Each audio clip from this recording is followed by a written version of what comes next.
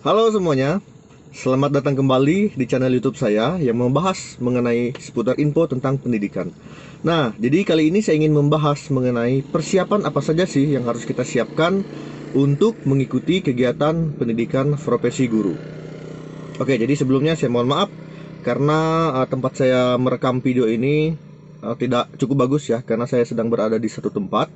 Jadi saya mengambil kesempatan ini untuk membagikan pengalaman saya atau persiapan apa saja sih yang harus kita siapkan sebelum mengikuti kegiatan pendidikan profesi guru. Nah, jadi pengalaman saya yang pertama sebelum kita mengikuti pendidikan profesi guru, tentu kita harus yang namanya mengikuti atau lulus pretest terlebih dahulu. Nah, jadi untuk pretest itu sendiri, ini kegiatannya kita akan diundang melalui SIM PKB. Jadi saran saya, pokoknya kita sebagai guru kita harus rajin mengecek SIM PKB agar seluruh undangan-undangan tersebut itu kita tidak akan terlewati. Nah, itu dia. Nah,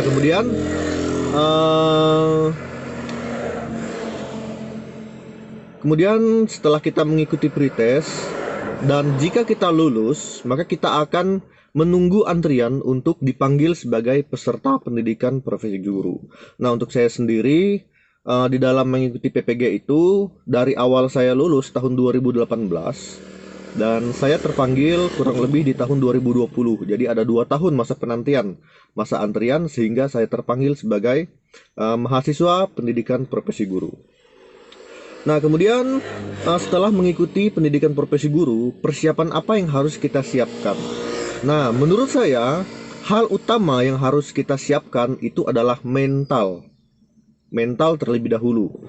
Kenapa saya memilih mental yang pertama yang harus kita siapkan? Karena menurut saya mengikuti kegiatan PPG ini, mental kita harus siap.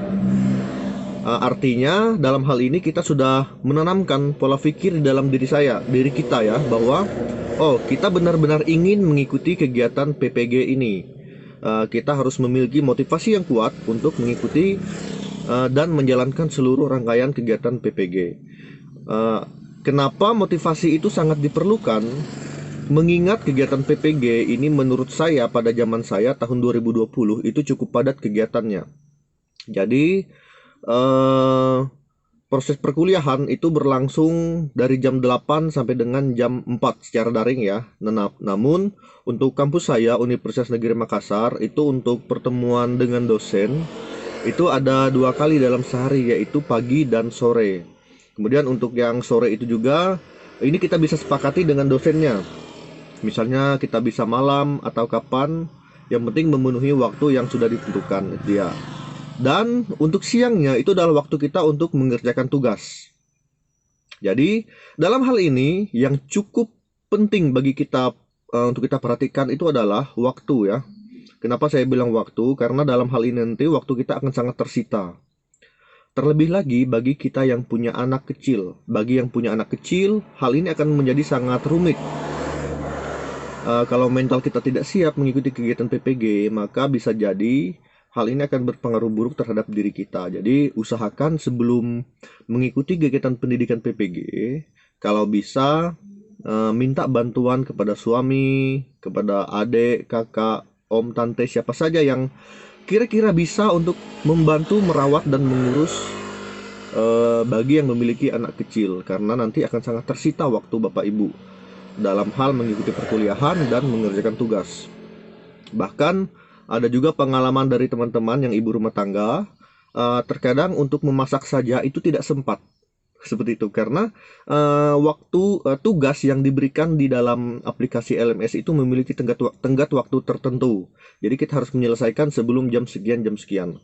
Jadi kalau untuk kami kemarin itu batas waktu mengerjakan tugas itu ada jam 10 malam. Itu dia. Bukan jam 10 ya, jam 12 malam. Itu tergantung dia berbeda-beda setiap universitas, tergantung kebijakan admin. Itu dia. Jadi motivasi itu juga menurut saya cukup penting. Jadi kita harus menanamkan bahwa saya mengikuti PPG ini, saya memang benar-benar niat dan saya akan mengikutinya dengan baik sampai dengan akhir. Jadi itulah yang harus kita siapkan, mental. Itu dia. Nah, kemudian selain mental, Juga walaupun tidak banyak, sebenarnya uang itu juga cukup berpengaruh ya di dalam kegiatan PPG ini. Walaupun dikatakan ada bantuan pulsa, kalau untuk kampus Universitas Negeri Makassar, kami mendapatkan bantuan kuota, bantuan pulsa, tetapi bantuan ini kami terimanya pada saat di akhir, itu ada penggantian itu. Jadi menurut saya uangnya juga perlu kita siapkan untuk membeli kuota atau paket data dalam hal kita mengerjakan membuka LMS, mengerjakan tugas, dan mengikuti Zoom seperti itu. Jadi menurut saya juga kita harus memiliki sedikit cukup uang ya. Dan kalau bisa ya tempat yang memiliki akses wifi itu lebih bagus. Itu menurut saya lebih hemat. Karena sepengalaman saya pada saat saya mengikuti kegiatan PPG kemarin, kuota wifi saya itu ibaratnya itu melebihi batas gara-gara kegiatan itu. Nah, bisa dibayangkan apabila saya menggunakan pulsa biasa, jadi pasti akan sangat banyak pengeluaran saya di situ. Itu kita harus memiliki sedikit tabungan walaupun tidak banyak. Dan beruntungnya yang pelaksanaan daring ini kita tidak perlu mengeluarkan biaya, karena untuk saya sendiri kemarin itu seluruhnya ditanggung oleh Pemda.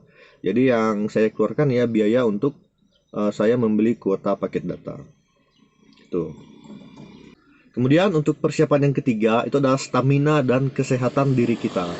Jadi selama kurang lebih 3 sampai dengan 4 bulan kegiatan pendidikan profesi guru ini pasti akan sangat menguras otak dan pikiran kita, di mana kalau kita tidak siap mental maka ini akan berpengaruh kepada kesehatan kita sendiri. Mungkin ada yang jatuh sakit, stres, dan lain sebagainya. Jadi usahakan kita semua menjaga diri kita sendiri, terus berpikir positif. Selain itu juga banyak-banyaklah mengkonsumsi vitamin atau jamu-jamu lah. Intinya jamu-jamu atau apa saja yang kira-kira cocok untuk tubuh kita supaya kita bisa menjadi tetap sehat sepanjang hari. Itu dia. Jadi kesehatan itu juga sangat diperlukan di dalam mengikuti kegiatan pendidikan profesi guru ini. Kemudian persiapan yang berikutnya yang menurut saya juga cukup penting itu adalah pemahaman kita akan IT. Jadi saran saya bagi Bapak Ibu semua yang memang belum menguasai IT, khususnya Word yang sederhana, mengetik, itu usahakanlah untuk belajar mulai sekarang. Ingat ya, jangan malas belajar. Kita percaya bahwa setiap diri kita itu mampu melakukannya.